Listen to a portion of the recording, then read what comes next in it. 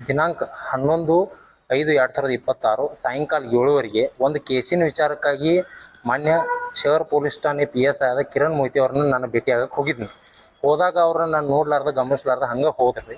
ಹೋದಾಗ ನಾನು ಸರ್ಗೆ ಕರೆದು ಕೇಳಿದೆ, ಈ ಥರ ಚಾರ್ಜ್ ಶೀಟ್ ಒಳಗೆ ನಾ ಕೊಟ್ಟಂಥ ಫಿರ್ಯಾದಿ ನೀವು ಯಾಕೆ ಅದನ್ನು ಉದ್ದೇಶಪೂರ್ವಕವಾಗಿ ದಾರಿ ತಪ್ಪಿಸತ್ತೀರಿ ಅಂತ ಕೇಳಿದಾಗ ನನಗೆ ಅವೆಚ್ಚ ಶಬ್ದದಿಂದ ಬಾಯಲ್ಲಿ ಹೇಳೋಕ್ಕಾಗ್ಲಾರ್ದಂಥ ಶಬ್ದಗಳಿಂದ ಬೈದು ನಿಂದಿಸಿ 4 ಜನರ ಮುಂದೆ ನನ್ನ ಮಾನಹಾನಿ ಮಾಡಿದ್ದಾರೆ.